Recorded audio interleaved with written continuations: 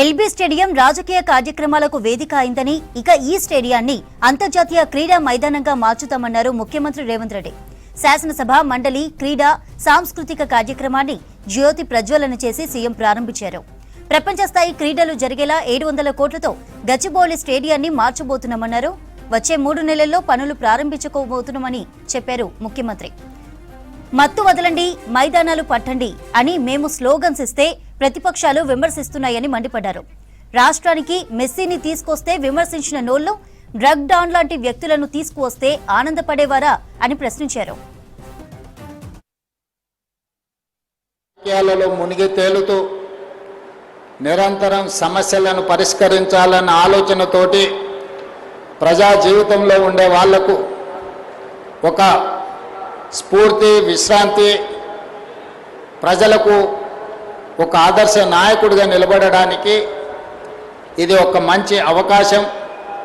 అందుకే శాసనసభ బడ్జెట్ సమావేశాల సందర్భంగా సభ్యులందరికీ క్రీడల పోటీలను నిర్వహించడం జరుగుతుంది. ఇక్కడ అద్భుతమైన విన్యాసాలు, అద్భుతమైన క్రీడా నైపుణ్యం ప్రదర్శిస్తారని నేను అనడం లేదు, కానీ అద్భుతమైన క్రీడా స్ఫూర్తిని ప్రదర్శించడానికి ఈ ఎల్బీ స్టేడియం వేదికగా మారుతుంది అని చెప్పి నేను సంపూర్ణంగా విశ్వసిస్తున్నా. ఈ ఎల్బీ స్టేడియంకి ఒక గొప్ప చరిత్ర ఉంది. ప్రపంచంలోనే పేరుగాంచిన క్రీడాకారులు ఈ మైదానంలో ఆడడమే కాదు, ఈ మైదానంలో శిక్షణ పొందిన వాళ్ళు ఉన్నారు. ఈరోజు నా మంత్రివర్గంలో మహమ్మద్ అజారుద్దీన్ గారు మంత్రిగా ఉన్నారంటే భారతదేశానికి క్రికెట్ కెప్టెన్గా పనిచేసి ఈ దేశానికి వన్నె తెచ్చిన క్రీడాకారుడు ఈరోజు మంత్రివర్గంలో సభ్యులుగా ఉన్నారు. ఈరోజు క్రీడాశాఖ మంత్రిగా పనిచేస్తున్న వాకిటి శ్రీహరి గారు రంజీ మ్యాచెస్ వరకు క్రికెట్లో ఆడిన క్రీడాకారుడు ఈరోజు క్రీడల మంత్రిగా ఉన్నారు. ఈరోజు ఈ కార్యక్రమానికి చైర్పర్సన్గా బాధ్యతలు నిర్వహిస్తున్న రాజ్ ఠాకూర్ ఉమ్మడి రాష్ట్రంలో శాప్ చైర్పర్సన్గా పనిచేసి క్రీడల్ని ఆనాడు ప్రోత్సహించి సానియా మిర్జా లాంటి క్రీడాకారిణులను ఆనాడు ఈ దేశానికి, రాష్ట్రానికి పరిచయం చేసిన సందర్భం. మిత్రులారా, ఈరోజు తెలంగాణ రాష్ట్రంలో ఒకప్పుడు Afro Asian games, world military games, ఇతర అంతర్జాతీయ స్థాయి క్రీడలు నిర్వహించి గచ్చిబౌలిలో అద్భుతమైన స్టేడియంలు నిర్మించుకొని 99, 2004, 2006, 2007 వరకు 7-8 సంవత్సరాలు మన రాష్ట్రం క్రీడల రాజధానిగా రాణించింది. ఆ తర్వాత వివిధ కారణాల చేత తెలంగాణ రాష్ట్రంలో క్రీడల్ని నిర్వహించడం కానీ, అంతర్జాతీయ పోటీలను నిర్వహించడం కానీ తగ్గుకుంటూ పోయింది. చివరికి తెలంగాణ రాష్ట్రం వచ్చిన తర్వాత క్రీడలు కానీ, క్రీడా స్ఫూర్తి కానీ కనుమరుగై క్రీడలు అంటే ఎట్లుంటాయి, ఎక్కడుంటాయి అని వెతుక్కునే పరిస్థితి మన రాష్ట్రానికి దాపురించింది. అందుకే ప్రజాపాలన ఇందిరమ్మ ప్రభుత్వం ఏర్పాటు చేసిన తర్వాత తెలంగాణ రాష్ట్ర ప్రభుత్వం స్పోర్ట్స్ పాలసీని అడాప్ట్ చేసుకోవడమే కాకుండా ప్రపంచ స్థాయిలో జరుగుతున్న పరిణామాలు, వస్తున్న అభివృద్ధి, వివిధ క్రీడలను, వివిధ క్రీడాకారులను, అదేవిధంగా శిక్షణ ఇచ్చే కోచ్లను తీసుకురావడానికి మనకు ఒక అడ్వైజర్ను కూడా ఏపీ జితేందర్ రెడ్డి గారిని, ఒలింపిక్ అసోసియేషన్ ప్రెసిడెంట్ని ఈరోజు తెలంగాణ రాష్ట్ర ప్రభుత్వం అడ్వైజర్గా పెట్టుకొని ఒక స్పోర్ట్స్ పాలసీని తెలంగాణ రాష్ట్రం అడాప్ట్ చేసుకోవడం జరిగింది. ఎక్కడైనా ఏ ప్రభుత్వమైనా మంచి పరిపాలన అందించాలంటే ఆ ప్రభుత్వానికి విధి విధానాలు ఉండాలి.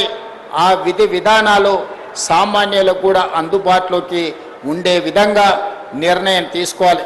అందుకే తెలంగాణ స్టేట్ స్పోర్ట్స్ పాలసీ ఈరోజు గ్రామీణ ప్రాంతాలలో ఉన్న మట్టిలో మాణిక్యాలను వెలికి తీయాలని గ్రామ స్థాయి నుంచి రాష్ట్ర స్థాయి వరకు సీఎం కప్ పోటీలను పోయిన సంవత్సరం నిర్వహించి, ఈ సంవత్సరం కూడా మా స్పోర్ట్స్ డిపార్ట్మెంట్ ఈరోజు సీఎం కప్ క్రీడల్ని గ్రామీణ స్థాయి నుంచి నిర్వహించడం జరిగింది.